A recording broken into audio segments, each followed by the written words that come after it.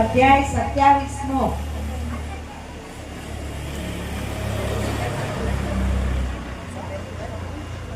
ધનવાને વૈરાગ્ય અને તેની વનમાં જવાની ઈચ્છા.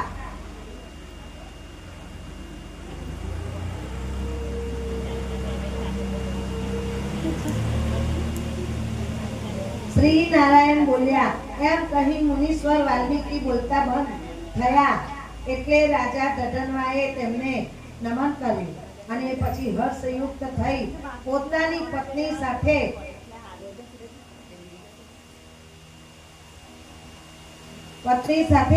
ભક્તિપૂર્વક તેમની પૂજા કરી.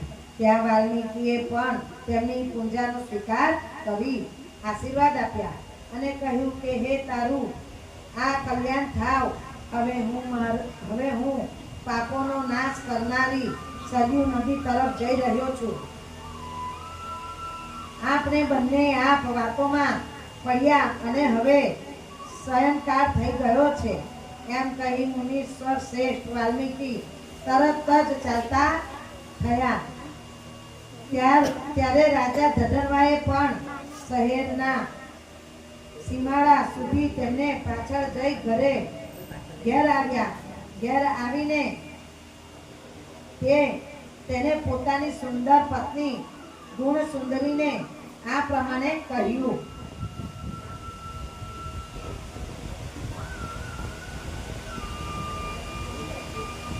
ધનવા બોલ્યા હે સુંદરી, આ અસાર સંસારમાં માણસોને શું સુખ છે?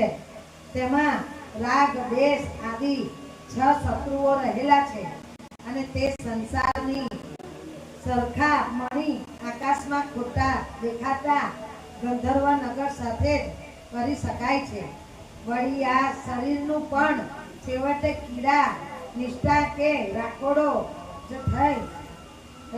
જ નામ પડશે અને વાયુ પીઠ તથા કફની અધિકતા વાળા મળમૂત્ર તથા લોહીને તે વ્યાપક છે. તેનું મારે હવે શું કામ છે? માટે આ નાશવંત શરીર વડે અવિનાશી મોક્ષ પદ પ્રાપ્ત કરી લેવા હું વનમાં જવા ધારું છું. શું કહે છે? ધનવાએ શું કહ્યું એની પત્નીને? આ શરીરનું શું કામ છે? કોઈ કામ આવવાનું નથી. અંતે તો રાખોડો થવાનો છે. કાં તો ગળપણમાં ચલાય નહીં, બોલાય નહીં, વહુ જોડે શીરો મગાય નહીં. માટે હપક ચાલે તે લગીન હરિનું નામ લઈ લો. આપણે તો વાતો કરીએ.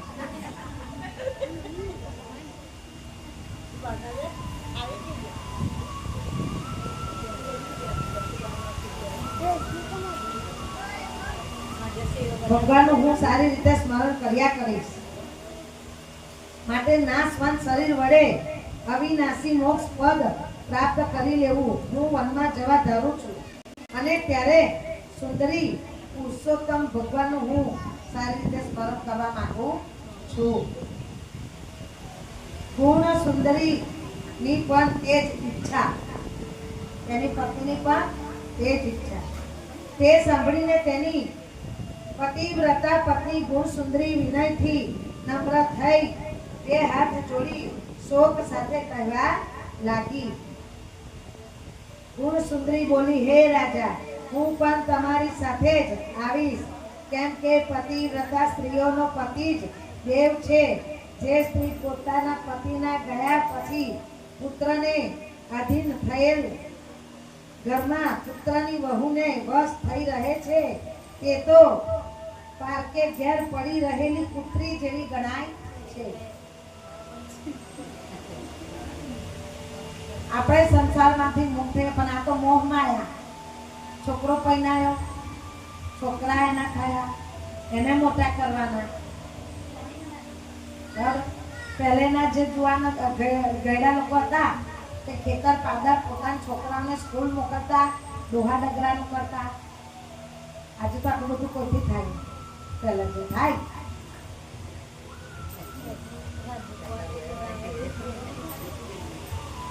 આજની વહુ તો કેળ પકડીને કચરો વાળે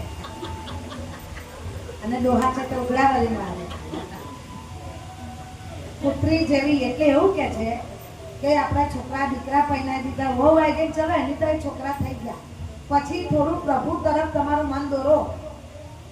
કેમ કે અંત સમયે જ્યારે તમે ખાટલામાં પીડાશો અને નહીં બોલાય, યમના દૂત દેખાશે, ત્યારે આ આપણા સગાવાલા બેઠેલા કોઈ કામ આવે નહીં. જો તમે હરિસ્મરણ કર્યું હશે તો આ વાલો તમને દેખાશે અને તમે જે પીડાથી પીડાતા હશો તે બંસરીના મધુર સુરથી તમને શાંત કરશે. માટે જાગ્યા ત્યાંથી સવાર, જે મોહ માયામાં હોય તે પ્રભુ તરફ દોરાજો. પુત્રી જેવી છે, પિતા માપ સર આપે છે, ભાઈ અને પુત્ર પણ માપસર જ આપે છે. અમાપ આપનારો હા એક જ હોય છે. તો પછી કોઈ સ્ત્રી પોતાના પતિની પાછળ જ જાય. પિતા હો માપનું આપે દીકરાઓને, માતા જેમ નિયમનું હોય એ જ આપે. સાસુ સસરાએ માપનું જ આપે. વગર માંગે પૈયા પછી કોણ આપે? અને જોઈતું કોણ આપે? કોણ આપે? રશ્મિકા પતિ યોગેશ. એટલે પતિની પાછળ જવું, એમ પતિની પાછળ જ જવાય. રાજા રાણી બંનેનું વનમાં જવું અને ત્યાં ઘોર તપ. પત્નીનું વાક્ય સ્વીકારી લઈ રાજાએ પુત્રનો રાજ્ય ઉપર અભિષેક કર્યો અને પછી તરત જ પોતે પત્ની સાથે મુનિઓએ સેવેલા વનમાં જતો રહ્યો.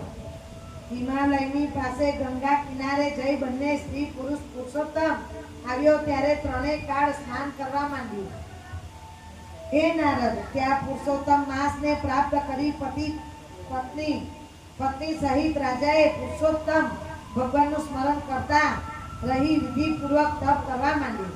બંને હાથ ઊંચા રાખી પગના અંગૂઠા પર અધ્ધર ઊભા રહી તેને આકાશ તરફ દ્રષ્ટિ રાખી અને નિરાહાર રહી શ્રી કૃષ્ણ ભગવાનના જપ કરવા માંડ્યા.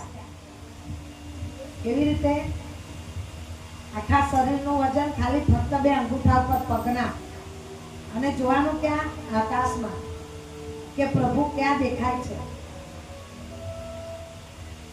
જપ કરવા માંડ્યા. એ વ્રત કરવામાં સ્થિર થઈ રાજા તપનો ભંડાર બની ગયો. તે વખતે તેની એ પતિવ્રતા રાણી પણ તેની સેવા કરવામાં જ તત્પર રહેતો હતો. પતિવ્રતા રાણી પણ તેની સેવા કરવામાં જ તત્પર રહેતી હતી. છેવટે વિમાન દ્વારા રાજા રાણી ગૌલોકમાં ગયા. અત્યારે તો પૂજા પાઠમાં બેઠા હોય મંદિર પાસે, અને બાર ઝઘડો થતો સંભળાય તો મારા મૂકી દોડીએ, કોઈ લડ્યું. એમ વ્રત કરતા પુરુષોત્તમ પૂર્વ થયો અને એટલે ઘુઘરીઓના જૂખમાં ઓછી શોભનું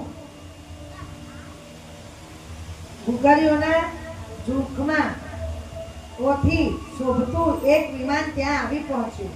તેમાં પુણ્યશીલ અને સુશીલ નામના ભગવાન દૂતો બેઠા હતા. રાજા જડનવા એકાએક ત્યાં આવેલા એ વિમાનને જોઈ પત્ની સહિત વિસ્મય પામ્યો અને વિમાનમાં બેઠેલા તે પુણ્યશીલ તથા સુશીલને તેમને નમસ્કાર કર્યા. તે પછી ભગવાનના આજે અંબાબેન નહીં આવ્યા, કાલે એમનાથી બેસાતું નતું. બંને દૂતો પત્ની સહિત રાજા જગન્વાને વિમાનમાં બેસાડી ત્યાંથી પ્રભુ પાસે લઈ ગયા. એ રીતે રાજા જગન્વા નવું દિવ્ય શરીર ધારણ કરી પત્ની સાથે તરત જ વિમાન પર ચડીને ગૌલોકમાં ગયો હતો.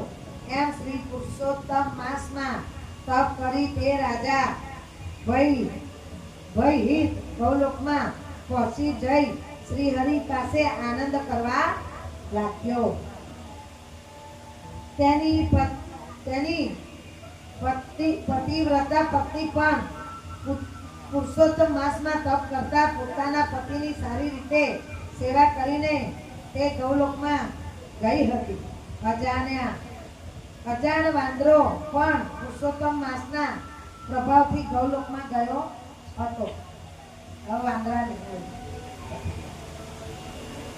અત્યારે તો બૈરી હુટેલી હોય અને વર નોકરી થયા ને એવું કે ચા બનાવી દે, હમણાં જ ઉઠી છું ભાઈ બનાવી લો, એવું ના કહેવાય. સ્નાન કરનાર દુષ્ટ વાંદરાને પણ શ્રી હરિ પાસે પહોંચાડ્યો હતો. છતાં અહો આશ્ચર્ય છે કે મૂઢ લોકો પુરુષોત્તમનું સેવન કરતા નથી. જે લોકો વિધિપૂર્વક સ્નાન, દાન, જપ, હોમ તથા ઉપવાસ વગેરે કરી પુરુષોત્તમ માસનું સેવન કરે છે તેઓ કૃતાર્થ થાય છે અને તેઓનો જન્મ સફળ થાય છે. નારદે પૂછ્યું, વેદમાં મનુષ્ય જન્મ સર્વ પુરુષાર્થનું સાધન કહેવાય છે. એક મનુષ્ય જન્મ એવો છે કે ધારે કરી શકે, બાકી છે ગાય, ઢોર, ભેંસ, કૂકડો, સાપ, દેડકો, ઝાડ એ ધારે એવું કરે. એટલે એવું કહે છે કે મનુષ્ય જન્મ એવો છે કે સાધન કહેવાય કે જે ધારે કરી શકે છે. છતાં એ વાંદરો પણ અજાણતા પુરુષોત્તમ માસનું સેવન કરવાથી મુક્ત થયો. એ તો ખરેખર આશ્ચર્યજનક છે. હે તપના ભંડાર નારાયણ, સર્વ લોકોના હિત માટે એ કથા તમે મને કહો. વાંદરાની કથા એ કઈ રીતના ગયો વૈકુંઠમાં? આપણા તો બધી અક્કલ છે પણ કોઈ આચરણ લેતો ને અને તેવા ઓળખા. એ વાંદરાએ 3 દિવસ સુધી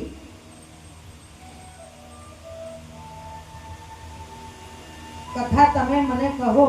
એ વાંદરાએ 3 દિવસ સુધી કયા સ્નાન કર્યું હતું? એ વાંદરો કોણ હતો? શું આહાર કરતો હતો? ક્યાં જન્મ્યો હતો? ક્યાં રહેતો હતો? પુરુષોત્તમ માસમાં અજાણતાપણે તેને કયું પુણ્ય થયું હતું? આ બધું હું સાંભળવા ઈચ્છું છું, માટે તમે મને વિસ્તારથી કહો. આપની પાસેથી હું કથા અમૃત સાંભળી રહ્યો છું પણ મને તૃપ્તિ થતી નથી. મહાલોભી બ્રાહ્મણની કથા. શ્રી નારાયણ બોલ્યા, કરેલ દેશમાં કોઈ એક બ્રાહ્મણ રહેતો હતો. તે ઘણો જ લોભી હતો. ધન એકઠું કરવામાં તે હોશિયાર હતો અને મધમાખીને જેમ મધ પ્રિય હોય છે તેમ તેને ધન પ્રિય હતું. એ જ કર્મને લીધે લોકોમાં તેનું કંજૂસ એવું નામ પડી ગયું હતું. તેનું મૂળ નામ તો તેના પિતાએ ચિત્રસરમાં પાડેલું હતું. દુષ્ટ બુદ્ધિવાળા તેને સારું અનાજ કદી ખાધું ન હતું. સારા કપડાં કદી પહેર્યા ન હતા અને સ્વાહા દેવ પ્રિય કર્મો કે સ્વાહા પિતૃ પ્રિય કર્મ તેને કદી કર્યા ન હતા. એટલું જ નહીં પણ યશ મેળવવા સારું પણ તેને કઈ સારું કામ કર્યું ન હતું અને પોષવા યોગ્ય સ્ત્રી પુત્રાદિનું પોષણ કર્યું ન હતું. કેવળ અન્યાદી એકઠું કર્યું સગળું ધન તેને જમીનમાં દાટી રાખ્યું હતું. શું કે છે? સ્ત્રી, પુત્ર, પુત્રી એને ફક્ત ધન વાળું હતું. કોઈ દિવસ નથી સારા કપડાં પહેર્યા કે નથી સારું ખાવાનું ખાધું કે નથી 2 ઘડી સારી રીતે બહેરી જોડે બેઠો કે નથી પુત્ર જોડે વાલના 2 શબ્દ એને કર્યા. દાટી રાખ્યું હતું. માગસર મહિનામાં તલનું દાન તેને કદી કર્યું ન હતું. કાર્તક માસમાં દીવાનું દાન તથા બ્રાહ્મણ ભોજન કર્યું ન હતું. વૈશાખ મહિનામાં ધાન્યનું દાન, વ્યતિપાતમાં સોનાનું દાન, વૈધૃતિમાં રૂપાનું દાન અને એ સઘળા દાનો સૂર્યની સંક્રાંતિ સમયે પણ તેને કદી કર્યા ન હતા. તેમજ ચંદ્ર તથા સૂર્યના ગ્રહણ સમયે કોઈ જપ કે હોમ પણ તેને કર્યા ન હતા. બધે ઠેકાને આંખમાંથી આંસુ સારી સારી તે કંગાળ વાણી બોલ્યા કરતો હતો. વરસાદ, વાયરા તથા તડકાથી હેરાન થઈ શરીરને દુબળો તથા કાળો શ્યામ થઈ ગયો હતો. મૂઢ બુદ્ધિવાળો તે બ્રાહ્મણ ધનના લોભથી પૃથ્વી પર સર્વકાળ કૃપા કરતો હતો, ફર્યા કરતો હતો અને આ ગરીબને કોઈ પણ આપો એમ વારંવાર બોલ્યા કરતો હતો. ગાય દોહવાય એટલો વખત પણ તે ક્યાંય ટકી શકતો નહીં અને લોકોના ધિક્કારથી બળી જઈ દુઃખ પામેલા મનથી બધે ભમ્યા કરતો હતો. બગીચાનો માલિક કોઈ એક ભીલ તેનો મિત્ર હતો. તેની પાસે વારંવાર રડતા તેને પોતાનું દુઃખ જણાયું કે નગરવાસી લોકો મારો હંમેશા તિરસ્કાર કરે છે. એક ફળ ફૂલનો બગીચાનો માલિક તેનો મિત્ર હતો. એની આગળ કાયમ જ રડ્યા કરતો હતો કે મારો બધા તિરસ્કાર કરે છે, તેથી ત્યાં શહેરમાં હું રહી શકું ત્યાં નથી. એના મિત્રને એવું કહ્યું. અનહદ લોભ અને વિશ્વાસઘાત. હવે એના મિત્ર જોડે વિશ્વાસઘાત. એક કંજૂસ બ્રાહ્મણે એમ કહ્યું ત્યારે તેના અતિ દીન વાણી સાંભળી પેલો માળી ભીલ દયાથી પીગળી ગયો. પોતાને શરણે આવેલા તેને ગરીબ જાણી તેના પર તેને દયા કરી અને કહ્યું કે હે કરદય, હમણાં તું આ વાડીમાં જ રહે.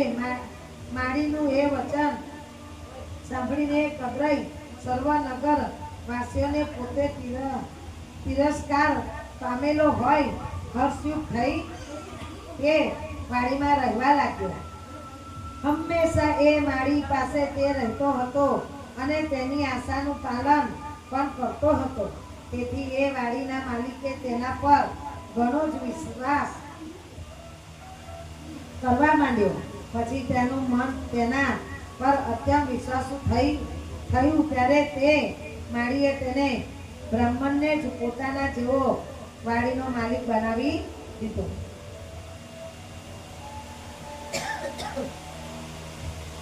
શું કર્યું? પહેલા વિશ્વાસ જીતી લીધો એના મિત્રનો.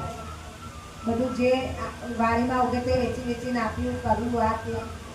એટલે પેલા એના મિત્ર ભીલને થઈ ગયું કે ના, વિશ્વાસને લાયક છે, એટલે એને વાડીનો માલિક બનાવી દીધો કે હવે તારે વાડી સંભાળવાની અને જે આવે ફળ ફ્રૂટ એ બધું વેચીને તારે મને પૈસા આપવાના, તો એ યોગ્ય હું તને વળતર આપીશ. બનાવી દીધો.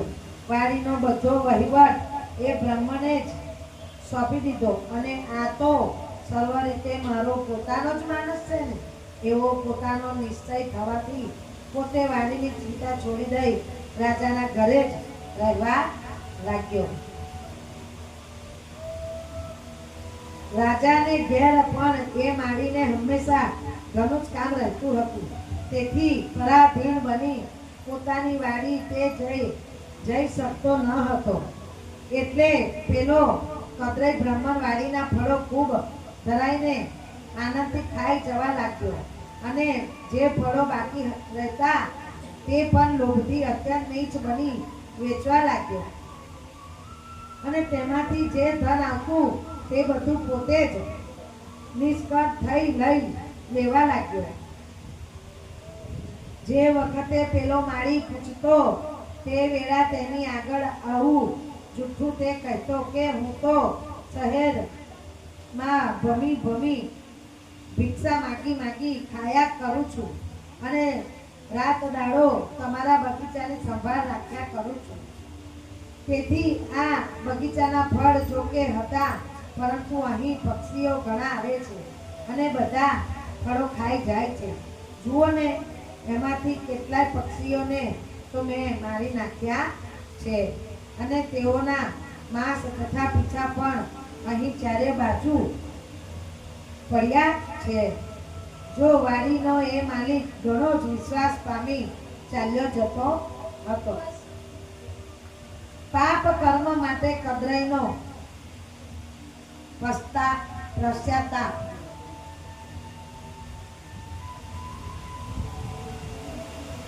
દુષ્ટ બુદ્ધિએ બ્રહ્મણ એમ સદા વર્તી રહ્યો હતો અને તે જ સ્થિતિમાં તેના 87 વર્ષો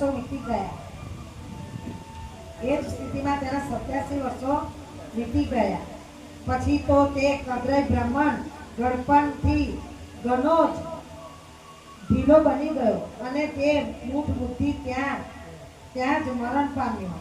એ વખતે તે અગ્નિ કે લાકડા પણ પામી શક્યો નહીં. તેનો અગ્નિ સંસ્કાર પણ કોઈએ કર્યો નહીં. વેદાંતોએ ખરું જ કહ્યું છે કે પાપ કર્મનો ભોગવવા વિના નાશ થતો જ નથી. શાસ્ત્રો શું કહે છે કે પાપના કર્મ ભોગવ્યા વિના નાશ થતો જ નથી.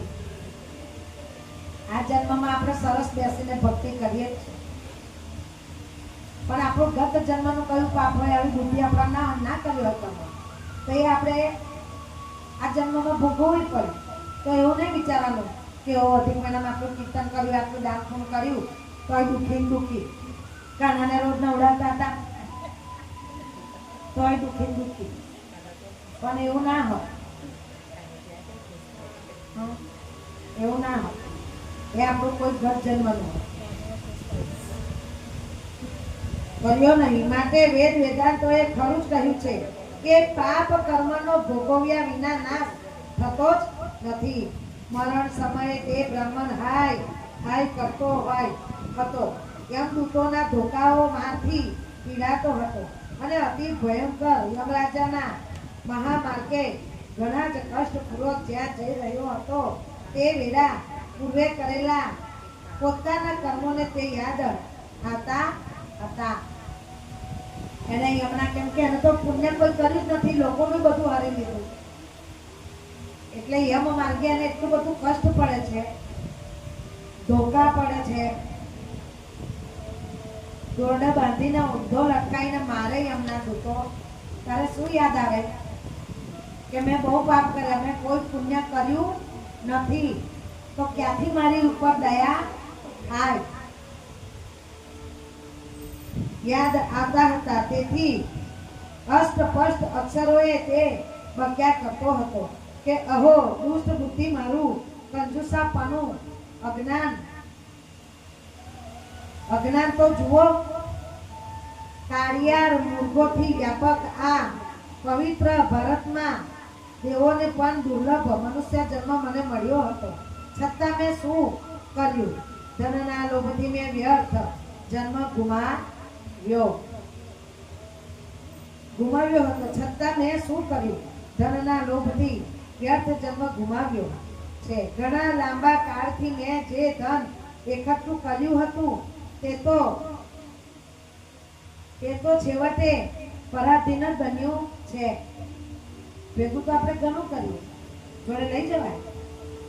અખિલ બ્રહ્માંડનો નાથ ભગવાન પણ અંતિમ સમય એમની દ્વારકા ડુબાડીને ગયા, લઈ ગયા જોડે. ભગવાન નહીં લઈ જતા તો આપણે તો કાળા માથાના માનવી. તો છેવટે પરાધીન બન્યું છે. હવે તો હું કાળના પાસામાં સપડાઈ જઈ પરિધાન બન્યો છું. તેથી શું કરી શકું? મનુષ્ય જન્મ પામીને પણ મેં કઈ શુભ કર્મ કર્યું નહીં, દાન દીધું નથી, અગ્નિમાં હોમ કરાયા નથી, હિમાલયની ગુફામાં તપ કર્યા નથી. માઘ માસમાં સૂર્ય જ્યાં મકર સંક્રાંતિ જાય છે ત્યારે મેં ગંગાનું પાણી કદી સેવ્યું નહીં. પુરુષોત્તમ માસના છેવટે 3 ઉપવાસો પણ કર્યા નથી. કાર્તિક માસમાં જે વખતે તારાઓ દેખાતા હોય તે વેળા પ્રાપ્ત કાળમાં મેં કદી દાન કર્યું નહીં. પુરુષોત્તમને આપનારો મનુષ્ય પુરુષાર્થોને આપનારો મનુષ્ય દેહ મેં પામ્યો નહીં. અને અહો મેં એકઠું કરેલું ધન નકામું જમીનમાં જ રહ્યું. ના એને ખાધું કે ના એના દીકરા કે એની બહેરીને ખાવા લીધું, અને ત્યાં જમીનમાં જ રહી ગયું, જમીનમાં જ રહ્યું. મેં દુષ્ટ બુદ્ધિ વાળાએ જીવન પર્યંત જીવને દુઃખ દીધા કર્યું, અને જઠરના અગ્નિને કદી શાંત કર્યો નથી. પૈસા હોવા છતાં મેં આ પેટને શાંત કદી 5 રૂપિયાનું દૂધ લઈને પીધું નથી, કર્યો નથી. પર્વના દિવસે પણ મેં સારા વસ્ત્રોથી પોતાનું શરીર કદી ન ઢાંક્યું. તેમજ શાંતિઓ, બાંધવો, ભણેજો, જમાઈઓ, પુત્રી, પિતા, માતા, નાના ભાઈઓ, પતિવ્રતા સ્ત્રી તથા બ્રાહ્મણોને મેં સંતોષમાં જ નહીં. અરે એકવાર પણ મેં તેઓને મિષ્ટાનથી કદી તૃપ્ત કર્યા નથી. ફળની ચોરીનું ને વિશ્વાસઘાતનું ફળ. ફળની ચોરી અને વિશ્વાસઘાત કરેલો ને એટલે ભીલને હવે તેનું ફળ. એમ તે વિલાપ કરી રહ્યો હતો ત્યારે યમદૂતો તેને યમરાજા પાસે લઈ ગયા. તેને જોઈ યમરાજા પ્રધાન ચિત્રગુપ્ત તેના પુણ્ય પાપની તપાસ કરી અને પોતાના સ્વામી ધર્મરાજા તેને કહ્યું કે આ કદ્રય બ્રાહ્મણ ઘણો જ નીચ છે. આ દુષ્ટ બુદ્ધિએ ધનનો લોભ જ કર્યો છે. તેનું પુણ્ય કંઈ પણ જણાતું નથી. આપણે વાડીમાં રહી પુષ્કળ પાપ કર્યું છે. વાડીના માલિકના સગળા ફળો ચોર્યા છે, અને તેમાં જે પાકા ફળો હતા તે ખાઈ ગયો છે. બાકીના ફળો પણ ધનના લોભથી આ દુષ્ટ બુદ્ધિવાળાએ વેચી નાખ્યા છે. અને આપણે ફળની ચોરીનું તથા વિશ્વાસઘાતનું મોટું પાપ કર્યું છે. હે પ્રભુ, એ બંને પાપ આનામાં અતિ ઉગ્ર છે. તેમજ બીજા પણ ઘણી જાતના પાપો આનામાં રહ્યા છે.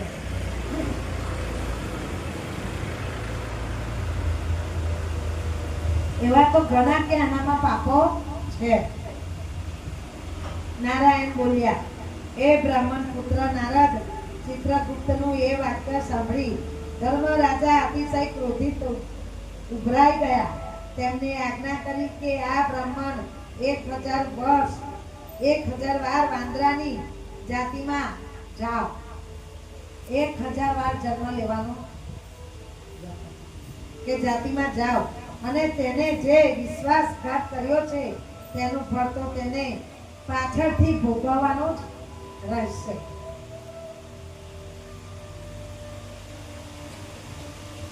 ભોગવવાનું જ રહેશે.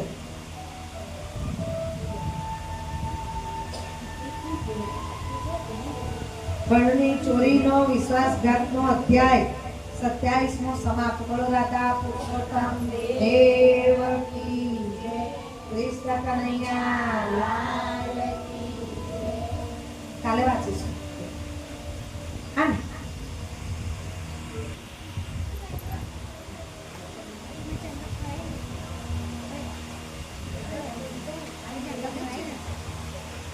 એ ગામમાં એક આશ્રમ હતો. એ આશ્રમની અંદર એક મહામુનિ, એની પાસે ખૂબ ધન હતું. એનું કોઈ આગળ પાછળ નહીં. તો એને એવું થયું કે લોકોના હિત માટે હું આ ગામની અંદર એક આશ્રમ બનાવું અને એક રામજીનું મંદિર બનાવું. તો આ ગામના લોકો આવીને દર્શન કરે તો એમનામાં કંઈ પ્રેરણા થાય અને મને પણ એનું ફળ મળે. એમ કરીને એમને તો એ આશ્રમ બનાવ્યો. એમની પાસે પુષ્કળ ધન હતું. જેમ ધનવાએ બધું સોંપી દીધું એવી રીતના એમને પણ સત્માર્ગે લોકોના સત્કાર્ય માટે આ ધન એ કર્યું. પછી ત્યાં જે લોકો આવે તેમની માટે દરરોજ ભંડારો કરે. પેલા 20 આયા, 50 આયા, પછી તો મોટું તીર્થ જેવું થઈ ગયું ત્યાં એ ગામની અંદર. દૂર દૂરથી લોકો આવે એટલે લોકો ભંડારા માટે અનાજ પણ આપવા માંડ્યા. શું એમ કરતા કરતા એક બ્રાહ્મણનો પુત્ર ગરીબ, જેનું મા બાપ કોઈ નહીં, પહેલેથી એ પણ ફરતો આ ગામ પેલું ગામ છે, જમવાનું કોઈ આપે કઈ જમે, 2-3 દાડા રહે પાછો નીકળી જાય. એમ એ ફરતો તે દિવસે એક દિવસ એ ગામની અંદર આવી ગયો. એ તો ત્યાં ભંડારો ચાલતો હતો એટલે ત્યાં પહોંચી ગયો અને ત્યાં ઉભા રહીને દરવાજા પાસે જોવે છે. ત્યારે એ ઋષિની નજર એની ઉપર પડી. એમને જોયું અને બોલ્યા કે અહીંયા દીકરા જમવાનું છે? કે હા, મને બહુ ભૂખ લાગી.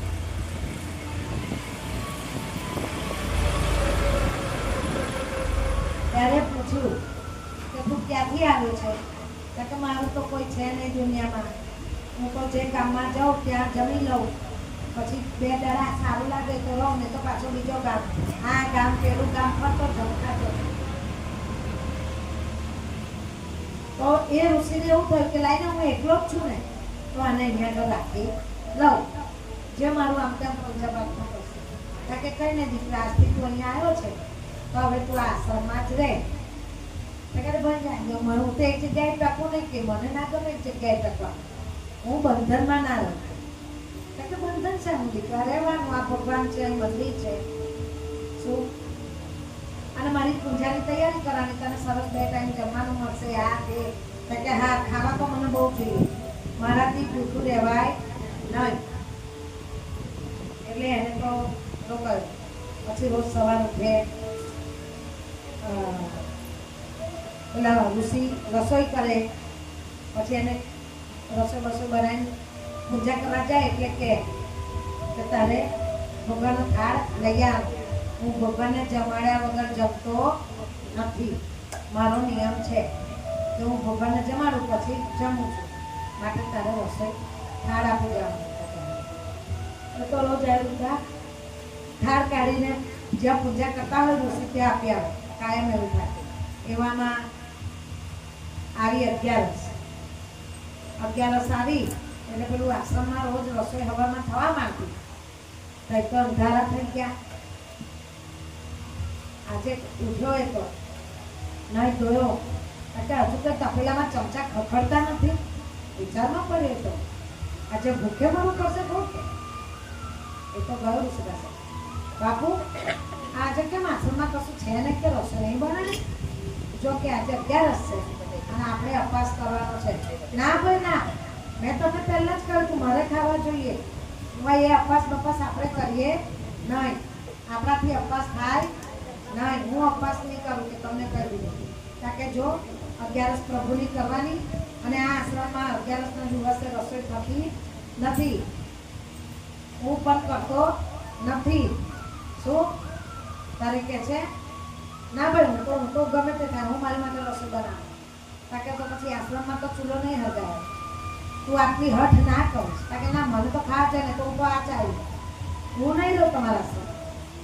કાંઈ એમને એવું થયું કે હું એકલો, મારી ઉંમર થશે તો મારા કપડાં ધોએ, મને નવાનું પાણી આપે, મને જમવાનું આપે, મારી પૂજાની તૈયારી કરે. છોકરો છેડાયો. પછી ઋષિએ કહ્યું કઈ વાંધો નહીં, તું એક કામ કર, આપણા કપડાં અને કાચું ધન વાસણ લઈને તું નદીએ જા, ત્યાં નદી કિનારે નહીં ધોઈ રસોઈ બનાવીને જમી કરીને આવજે. પણ હા, મારા પ્રભુને જમાડ્યા પછી તું જમજે. મારે 11 છે એટલે તું મારા પ્રભુને જમાડજે પછી જમજે. એને કીધું હારું, કઈ વાંધો નહીં. એ તો એને થઈ લે એટલું અનાજ લઈને ગયો. મારી મસાલો બધું થેલામાં ભર્યું, વાહનો ભર્યો, એક થાળી મૂકી અને નદીએ ગયો, કપડાં ધોયા, નાયો ધોયો, ઝાડ નીચે ચૂલો બનાવ્યો, ઈંટો ફરીને લાકડા જંગલમાંથી લાવ્યો અને દાળ ભાત શાક ને રોટલી બનાવી દીધી. પછી કે હા, મારા ગુરુજીએ કહ્યું હતું કે મારા પ્રભુને જમાડ્યા વગર જમતો નહીં. મારા રામચંદ્રને તું પહેલા જમાડજો. હવે એને તો કદાચ જોયેલું નહીં, કેમ કે મહારાજને થાળી આપવા જાય એટલે એ થાળી તો ભગવાનને ધરાઈને ઋષિ જ જમી લે અને ખાલી થાળી લઈને આવે એટલે એ તો થાળી કાઢ કે હે પ્રભુ આવો. પાછળ એવું ના કહેવું કે હે અમારા ગુરુજીના ભગવાન તમે આવો અને ખાવાનું ગ્રહણ કરો, પછી હું મારું પેટ ખારું. એ તો બેઠો બેઠો બોલ બોલ કરે પણ ભગવાન આવે નહીં. 12 વાગ્યા, 12:30 થયા, 1 વાગ્યો, એને તો આવ્યો ગુસ્સો. હવે તો બહુ ભૂખ લાગી કે હવે નહીં ચાલે, હવે ભગવાન તમારે આવવું પડશે. હા કે હવે મેં તમને કહ્યું તો કોઈ બેઠો બેઠો બોલ કરે આમ ને આમ. 2 વાગી ગયા બપોરના. હવે એનાથી તો રહેવાતું નહીં. પેટમાં દુખવા માંડ્યું, બહુ ભૂખ લાગી, કોઈ દાળ ભૂખ્યો રહેલો નહીં. હવે આવું બોલે એટલે ઉપર રામચંદ્ર ભગવાન તો વિચારમાં પડી ગયા. સીતા માતાને કહે છે કે આપણે જમીએ નહીં તો આ જમ્યા વગર બિચારો આખો દિવસ ભૂખ્યો રહેશે અને એનું પાપ આપણને લાગશે. કેમ? કેમ કે એને ગુરુજીનું વચન પાળે છે કે ભગવાન ના જમે એ વગર જમવાનું નહીં. હવે એને એવું નહીં ખબર કે ભગવાનને ધરાવવાનું છે, એને એમ કે ભગવાન આવી સારી જમે પછી હું જમું. એટલે એ તો માથા ફોડવા માંડ્યો ઝાડ જોડે. એટલે ભાઈ આ બાજુ તો રામ લક્ષ્મણ સીતા ને હનુમાનજી આયા 4 જણ. એને તો જોયું આ 4 જણા કોણ આવતા હશે કે ચાલતા ચાલતા. ઓ પ્રભુ તમે? હા, તો રામચંદ્ર ભગવાન. આવો આવો કે આવો. પણ તમે 4 જણ આવ્યા કે મેં તો તમારે એક જ જણનું રાંધ્યું કે તમારે એકલાએ આવવું જોઈએ ને. હવે હું શું ખાઈશ? મેં તો એક જ જણનું રાંધ્યું કે તમે બધાનું રાંધ્યું નથી. કે જો તે અમને બોલાયા તો હું તો મારો પરિવાર લઈને જાણું. કે રામ લક્ષ્મણ ને સીતાજી માતા આવ્યા હોત તો ચાલ. આ વાંદરા શું કરવા લાગ્યા? તમે વાંદરા શું કરવા લાગ્યા? હું કઈથી કહેવાય લાવું ખાવાનું? કે જો આમાં હજુ થોડું તારું ખાવાનું ઉમેરી દો તો અમે 4 જણ જમી લઈશું. હવે શું કરવાનું? ગુરુજીનું વચન તો મારે પાડવું જ પડશે ને, આપવું જ પડશે તમને. એને તો પતરા પાન કઈ હવનમાંથી તોડી લાવીને ચારે ખાવાનું આપ્યું અને પ્રભુએ જમ્યું. પછી આટલું આટલું બચ્યું હતું તે ખાધું અને ઘેર આવીને વાહનનો ઠોકરો ધરામ દઈને ફેંક્યો. એટલે ગુરુજી બોલ્યા કે કેમ બેટા આટલો ગુસ્સો? કેમ શેનો ગુસ્સો આવ્યો ને આટલી હાંજ પાડી દીધી? શું કરતો હતો? અરે 4 જણ જમવા આવી ગયા કે હું અડધો ભૂખ્યો રહ્યો કે હા? આવું બધું મને કહેવાનું નહીં કે એ લોકોને જમવાનું કે. એટલે ભગવાન સાંભળે છે કે ચાલ્યું ગુરુ શિષ્યનું એમ કરીને 15 દાડા પાછા પૂરા થયા. પાછી 11 એટલે કે બેટા હા હું આ વખતે 5 જણનું જ લઈ જઈશ. એ લોકો 4 અને પાછું હું. ભગવાન તો બધું સાંભળે છે. રામચંદ્ર ભગવાન એને તો 5 જણનું લીધું. એટલે ગુરુજી કે ભગવાન ખાવા આવવાના હશે એના કોઈ દોસ્તારો કઈ નહીં લઈ જવા. એને તો 5 જણનું બધું અખ્યાનું લીધું, વાહનો લીધો ચાલ્યો.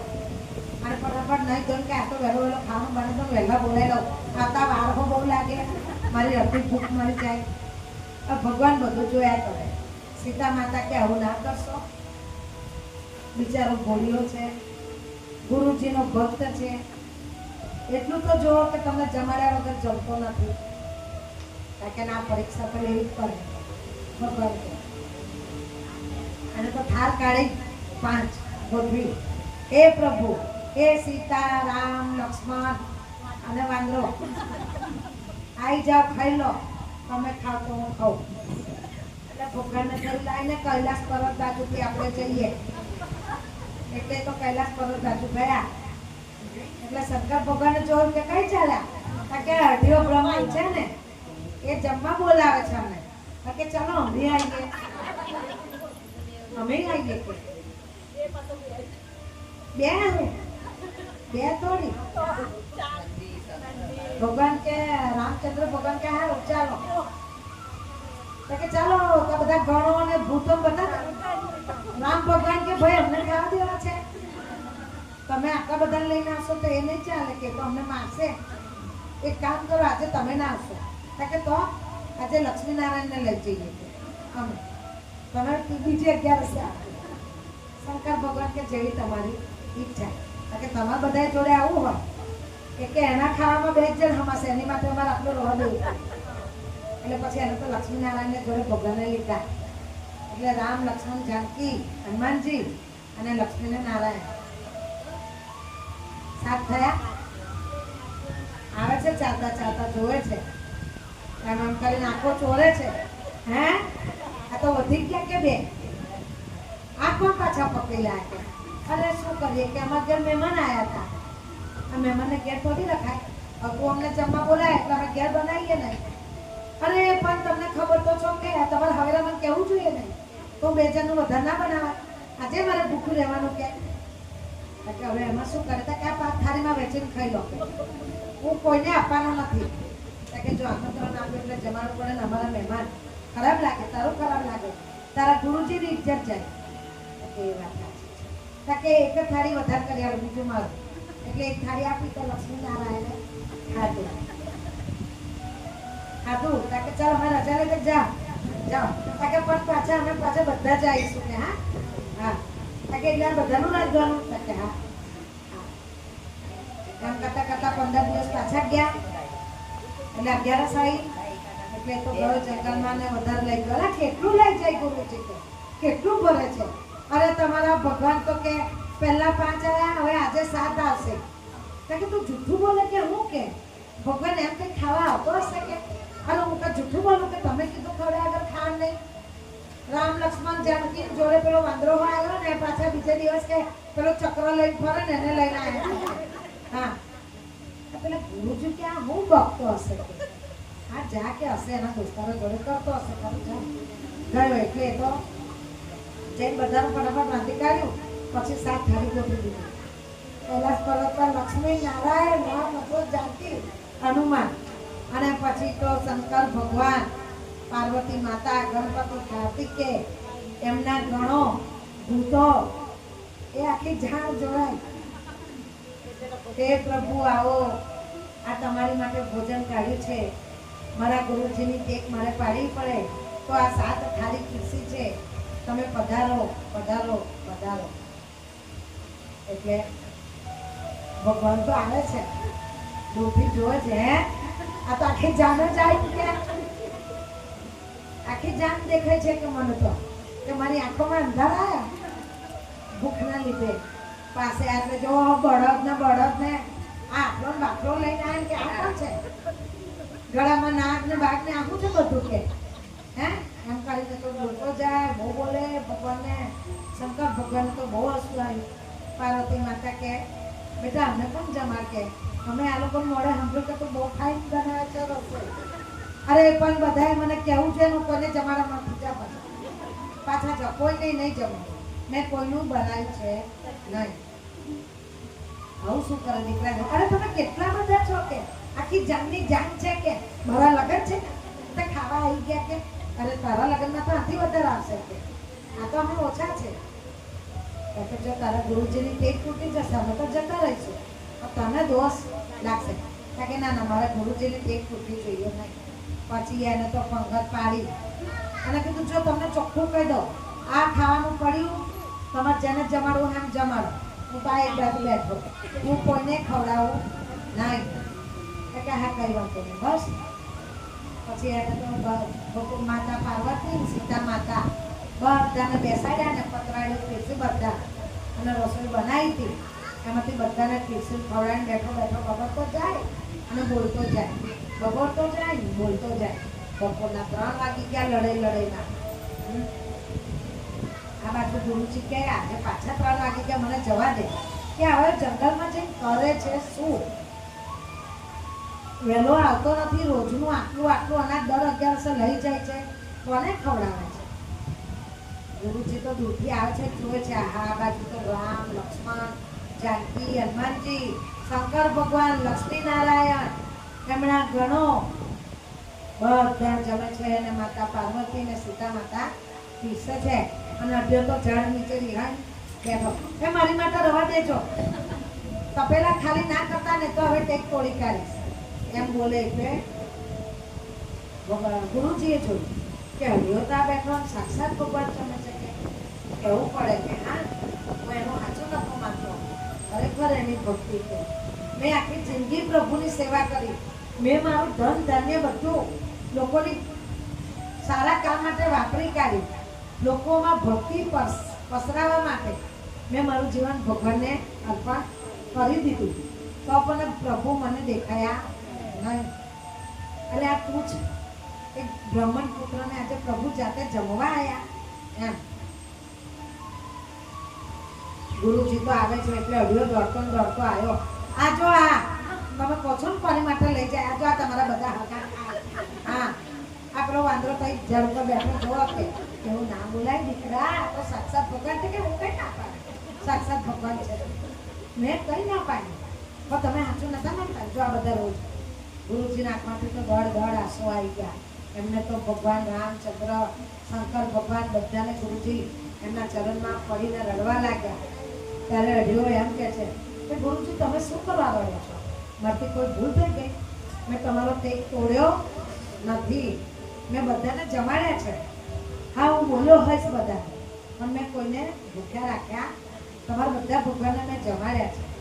ત્યારે ગુરુજી કહે છે અરે દીકરા, મારી આ ગળપણની આખી જિંદગી ધૂળમાં ગઈ અને તે મને પ્રભુના દર્શન કરાયા.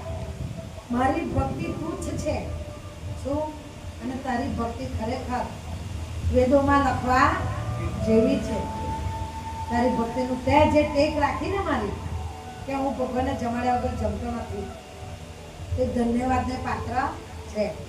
ત્યારે અઢિયો પણ ભગવાનના ચરણમાં પડ્યો અને લક્ષ્મીનારાયણને અઢિયાના માથા પર હાથ મૂક્યો એટલે એનામાં પણ ભક્તિપણું પસર્યું, સદબુદ્ધિ આવી. પછી એ પણ સીતારામ સીતારામ કરવા માંડ્યો, પ્રભુ જોડે માફી માગી અને ગુરુજીએ પણ કીધું કે આજથી આ આશ્રમ અઢિયા તારે સંભાળવાનો અને જેમ ભંડારો ચાલે એમ ચલાવવાનો. હું આજથી આ જંગલની અંદર જ તપસ્યા કરીશ, કેમ કે તે પ્રભુના દર્શન તે મને કરાયા છે, મેં મારી ભક્તિથી નથી કર્યા. માટે હવે મારે ભક્તિ મારે તપ કરવા બેસવું પડશે એમ કરીને ગુરુજી તો ત્યાં વનમાં જ રહ્યા અને ટેકરી પર તપ કરવા માંડ્યા. અને અઢિયો એટલું આશ્રમમાં જઈ જેમ ગુરુજી રોજ નિયમિત પાઠ પૂજા બધું કરતા હતા એમ કરવા માંડ્યા. પછી એનામાં ભક્તિ તો આવી જ ગઈ એટલે એવો ડાયરેક્ટ સરસ બની ગયો, બધાને જમાડવું કરવું. 11 પણ એને ચાલુ કરી દીધી અને અઢિયાની ભક્તિથી પ્રભુ લક્ષ્મી નારાયણ, શંકર ભગવાન, પાર્વતી, રામચંદ્ર બધા પ્રસન્ન થયા અને એને સદબુદ્ધિ આપી. બોલો રાધા પુરુષોત્તમ દેવ કી જય, કૃષ્ણ કનૈયા જલારામ. એટલે ભક્તિ રાખવી તો આવી. ભજન લઈ લો. રાજા સત્સંગ મારે આજ મને લાલો દેખાય છે, સાચા સત્સંગ મારે આજ મને લાલો દેખાય છે. ભક્તિના રંગ મારે આજ મને લાલો દેખાય છે, ભક્તિના રંગ મારે આજ મને લાલો દેખાય છે. જુનાગઢ નામ છે નગરોની નાથ છે, જુનાગઢ નામ છે નગરોની નાથ છે. દયાના ધામ મારે યાદ શ્રી પુરુષોત્તમ પ્રભુ જય શ્રી પુરુષોત્તમ. મનમસની વરયાપી, મનમસની વરયાપી, દીધો ઓટા ઓમ જય શ્રી પુરુષોત્તમ મેઘાવી સુતાએ અનાદર કીધો પ્રભુ અનાદર કીધો શિવને પ્રસન્ન કર્યા પણ શિવને પ્રસન્ન કર્યા પણ એક વર નહીં લીધો ઓમ જય શ્રી પુરુષોત્તમ ઓમતાના સંતાને વિધિ વડે વ્રત કીધું પ્રભુ વિધિ વડે વ્રત કીધું સાધુ પરાજય કરીને રાજાસન લીધું ઓમ જય શ્રી પુરુષોત્તમ સુદેવે તપ કીધું વર્ષો 4000 પ્રભુ વર્ષો 4000 પ્રભુ તારા મહિમાના તપથી પામ્યો પાર ઓમ જય શ્રી પુરુષોત્તમ પુત્ર સજીવન કરીને નવ પામ્યો દર્શન પ્રભુ નવ પામ્યો દર્શન વિજય અવતારે જન્મ્યો